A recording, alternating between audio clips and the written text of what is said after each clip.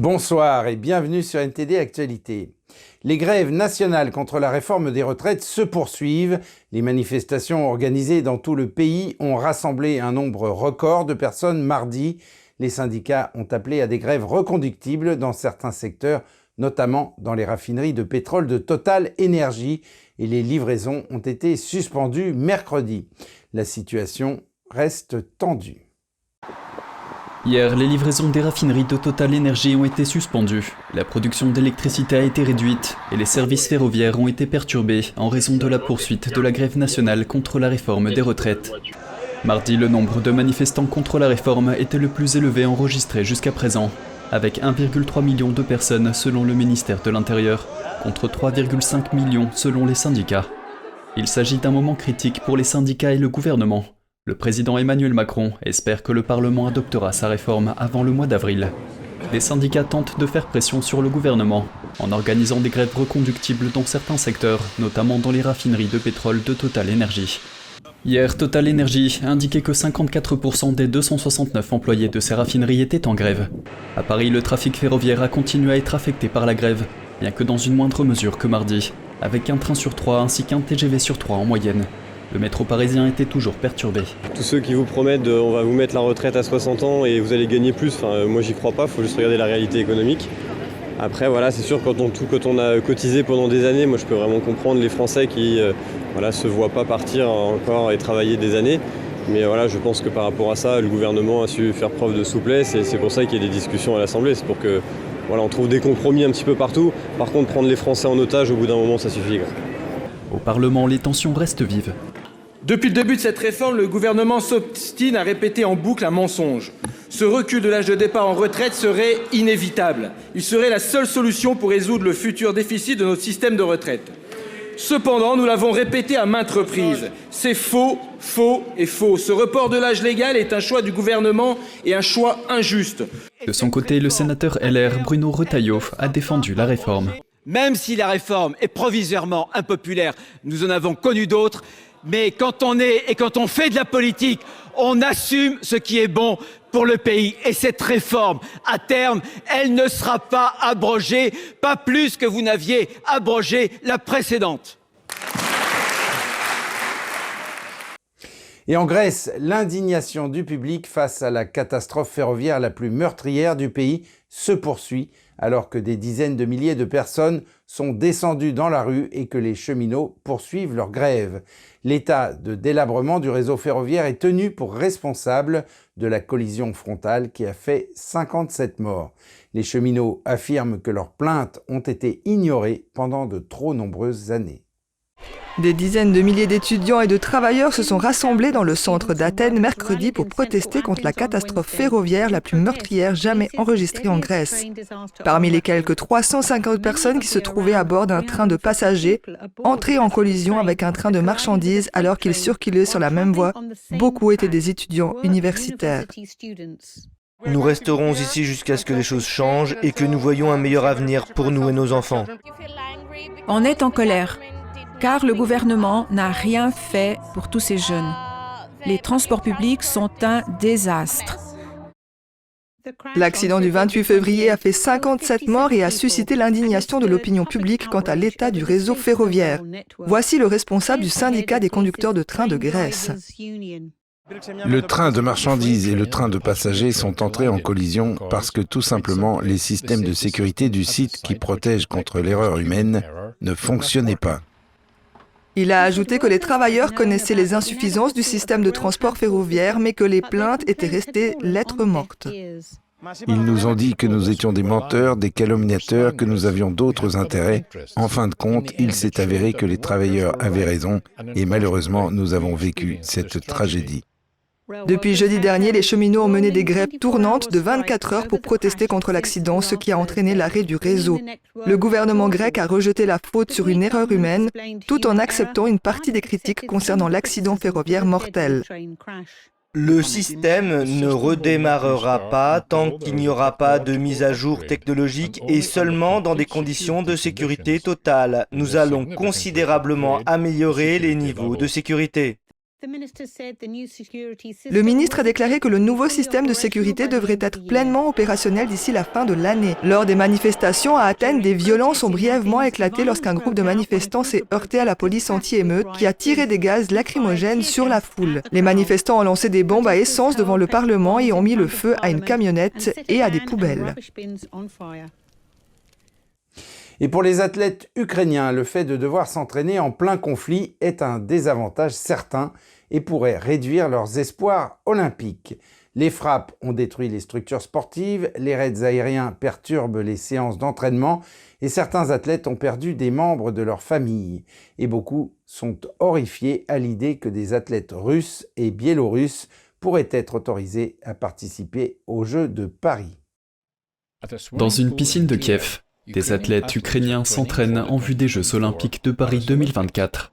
Stanislav Oliferchik a été champion d'Europe de plongeon synchronisé mixte à 3 mètres en 2019. Il est originaire de la ville de Mariupol, aujourd'hui occupée par la Russie. Son grand-père est mort dans cette ville, déchirée par la guerre. Mariupol est ma ville natale. Les soldats russes et Poutine ont tout simplement détruit ma ville natale. La ville n'existe tout simplement plus, elle a été anéantie. À l'origine, il avait prévu d'utiliser le centre aquatique de Mariupol comme base d'entraînement pour les Jeux Olympiques. Mais le complexe sportif rénové a été bombardé en mars dernier, tout comme les théâtres d'art dramatique de la ville, où des centaines de personnes ont trouvé la mort. D'habitude, je suis très nerveux, je suis en colère la plupart du temps. Je ne supporte plus les bombardements. Je veux que la Russie nous laisse vivre en paix et reste loin de chez nous. Malgré les protestations de l'Ukraine et d'autres pays, le Comité international olympique étudie la possibilité d'autoriser les Russes et les Biélorusses à participer aux Jeux de Paris. Oliferchik se dit horrifié par cette idée. Ils ne peuvent pas être autorisés à concourir sous un drapeau neutre parce que tout le monde sait parfaitement quel pays ils vont représenter. Et quand ils rentreront chez eux, ils seront accueillis avec leurs résultats et tout le monde saura de quel pays ils sont originaires. Ces deux sœurs ont remporté le bronze en natation artistique par équipe aux Jeux Olympiques de Tokyo en 2021. Parfois, nous ne pouvons pas penser à notre entraînement parce que c'est la guerre à l'extérieur. Et parfois, nous entendons des bombes ou quelque chose comme une explosion. Leur centre sportif de Kharkiv a été détruit par une frappe aérienne en septembre. Leur piscine de substitution à Kiev n'a pas la même profondeur d'eau, ce qui la rend moins adaptée à la pratique de leurs acrobaties sous-marines. Nous voulons montrer à l'Ukraine qu'elle est courageuse, que nous sommes Forte. Nous sommes un pays fort, nous sommes très forts et nous aimons la liberté. Nous aimons les gens. Oui. La Russie bombarde l'infrastructure électrique de l'Ukraine depuis des mois. Lorsque les attaques coupent le chauffage de la piscine, l'eau devient si froide que les sœurs s'entraînent en combinaison intégrale. Les terreurs du conflit ont également des conséquences sur le plan mental. Tous les jours, nous lisons les nouvelles. Explosion, explosion, alerte aérienne. Et tous les jours, nous ressentons un grand malaise, une situation stressante. Tous les jours, nous appelons notre famille. Les sœurs ont déclaré qu'elles boycotteraient les Jeux si les athlètes russes et biélorusses étaient autorisés à y participer. Et en Turquie, les familles dévastées par le tremblement de terre trouvent des moyens de tourner la page.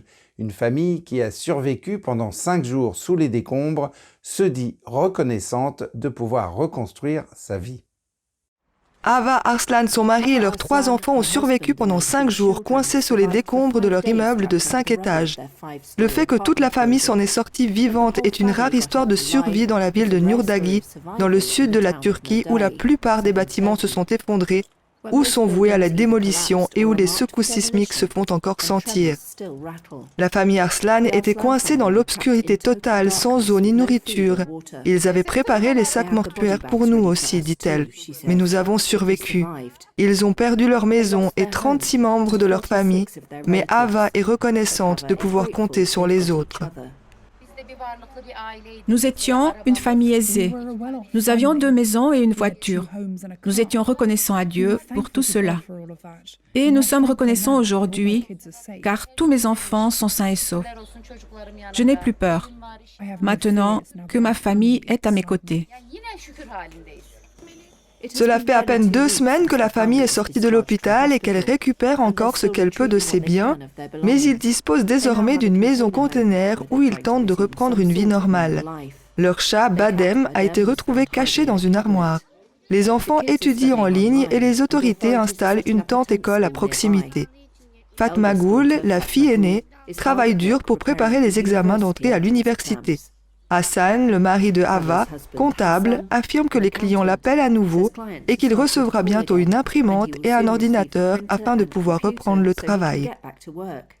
Nous avons appris à être des êtres humains alors que nous étions coincés sous les décombres. Si Dieu nous donne plus de temps à vivre et qu'il y a un autre tremblement de terre quelque part en Turquie, nous sommes prêts à aider de toutes les manières possibles. Si j'ai 2 paires de chaussettes, j'en enverrai une là-bas. Si j'ai 2 pulls, j'en enverrai un là-bas. J'enverrai de l'argent. Nous avons appris à être humains lorsque nous étions dans les décombres, car quelle que soit la personne que nous rencontrons aujourd'hui, les gens touchent notre vie. Tout le monde nous demande si nous avons besoin de quelque chose et si nous avons des problèmes.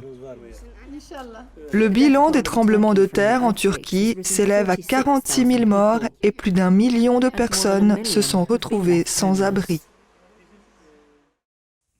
Quel est le problème le plus meurtrier dans les relations entre les États-Unis et la Chine actuellement ? Il ne s'agit pas de l'intrusion d'un ballon espion chinois dans l'espace aérien américain, ni du potentiel conflit militaire concernant Taïwan, mais bien du fentanyl illicite fabriqué à partir de matières premières chinoises qui tue des milliers d'Américains chaque année. Comment parvient-il aux États-Unis et pourquoi ? Un reportage signé Xiaohua Li de NTD. Le fentanyl est l'une des drogues les plus dangereuses au monde. Plus de 50 fois plus forte que l'héroïne, elle crée une forte dépendance et est mortelle. Une dose de la taille de la pointe d'un crayon est suffisante pour être mortelle. Il s'agit d'un opioïde synthétique approuvé pour le traitement des douleurs intenses, mais il est souvent fabriqué et vendu illégalement. Entre avril 2020 et avril 2021, en l'espace d'1 an, le fentanyl a été responsable de plus de 64 000 décès par overdose aux États-Unis, soit plus de 175 décès par jour.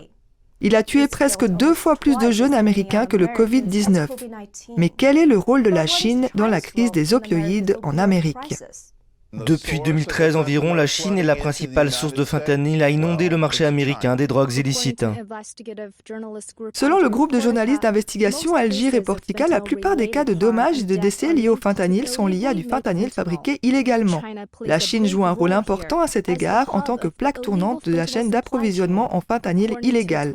Selon un rapport de 2020 de la National Public Radio, les entreprises chinoises du marché gris se spécialisent dans les produits chimiques légaux en Chine, mais illégaux aux États-Unis.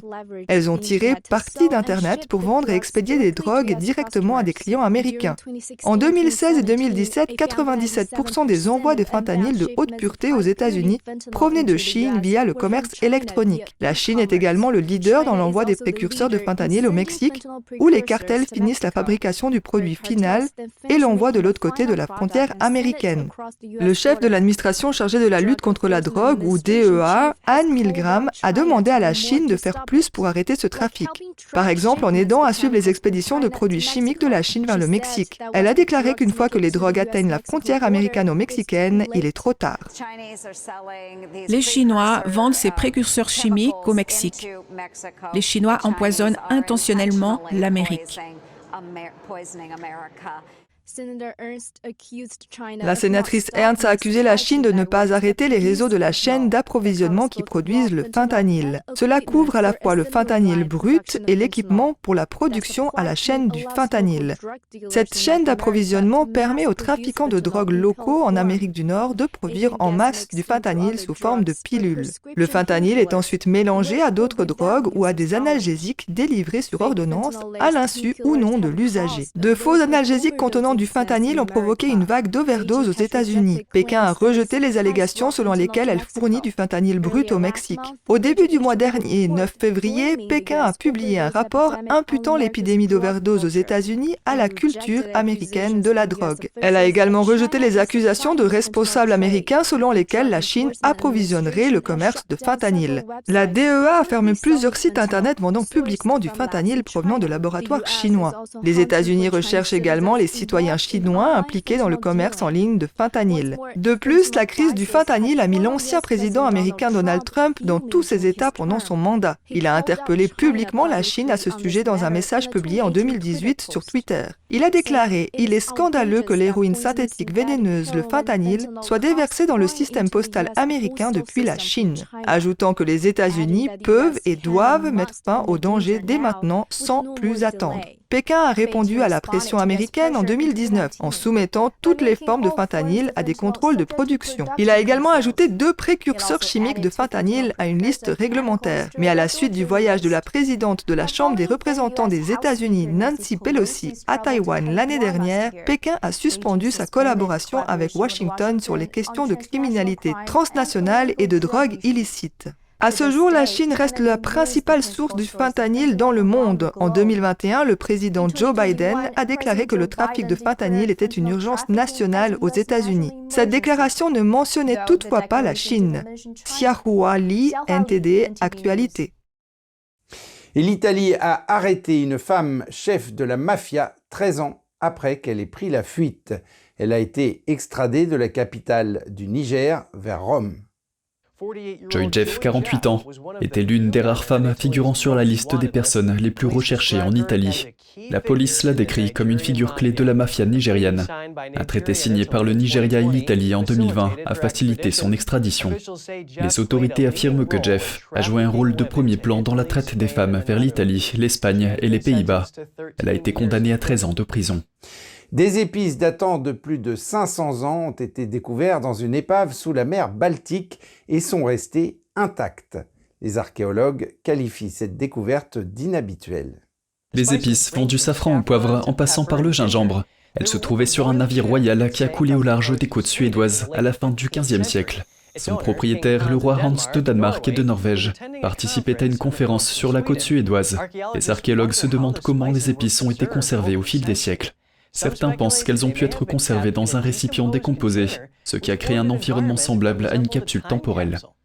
La Baltique est une région étrange, peu d'oxygène, peu de température, peu de salinité. De nombreux éléments organiques sont donc bien préservés dans la Baltique, alors qu'ils ne le seraient pas ailleurs dans le système océanique mondial. De plus, lorsque les choses sont enfouies dans les sédiments, elles sont particulièrement bien conservées. Il arrive donc que nous trouvions des denrées alimentaires. Plus tôt, dans le Gripsund, nous avons trouvé les restes d'un esturgeon, un poisson d'environ 2 mètres de long, un objet très prestigieux réservé aux rois, mais trouver des épices comme celle-ci est tout à fait extraordinaire. Dans l'Antiquité, les épices étaient des symboles de prestige. Seuls les riches pouvaient s'offrir des produits comme le safran ou les clous de girofle importés en dehors de l'Europe. Les archéologues espèrent trouver d'autres zones pour des découvertes similaires, en recherchant des environnements offrant les meilleures conditions de conservation des épaves. Et à quelques jours de la cérémonie des Oscars, les cinéphiles spéculent sur les récompenses. Mais le menu du Governor's Ball, célébration exclusive d'après-spectacle, suscite également beaucoup d'intérêt. Andrew Thomas de NTD nous met l'eau à la bouche. Le chef Wolfgang Puck s'est chargé du menu. Nous avons la chance de cuisiner pour le plus grand événement jamais organisé. Il n'y a pas beaucoup de grands événements comme les Oscars et toutes les stars sont là. On distribue tous les Oscars et ensuite ils ont tous super faim et viennent manger dans notre salle. Il a présenté un éventail de délices, y compris des options végétariennes. On a quelques plats anglais comme un fish and chips accompagné d'une petite sauce vinaigrée. Et puis il fait un diplomate anglais pour le dessert avec nos délicieuses fraises et aussi un bœuf Wellington avec une duxelle de champignons et une sauce aux truffes et au madère. Et ici nous avons le bœuf Miyazaki qui est le meilleur bœuf japonais. Il y a même des cigares en chocolat pour couronner la fête. Vous pouvez le mettre dans de l'azote liquide et au lieu de l'avoir chaud, il devient très froid et vous pouvez alors fumer votre cigare. Vous voyez ? Catherine Cutier de Vineyard Brands est chargée du vin. Elle compare la sélection du bon vin à la réalisation d'un film. Comme vous savez, faire de l'art, c'est du temps, des années. Il faut trouver le juste et le bien, comme on dit en français, et faire preuve de délicatesse et d'un grand sens du détail. Mais à la fin, pour moi, un film, c'est le bonheur. C'est la célébration, c'est l'excitation. Ce qui est un peu la même chose que lorsque vous ouvrez une bouteille de champagne.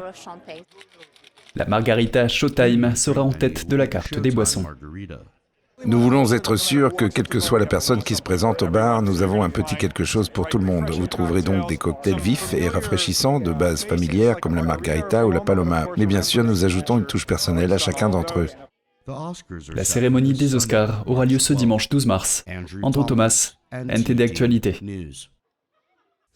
Et c'est la fin de ce journal. Merci de l'avoir suivi. On se retrouve demain à 20h pour une nouvelle édition. Et d'ici là, je vous souhaite à toutes et à tous, et de la part de toute l'équipe, une excellente soirée sur NTD.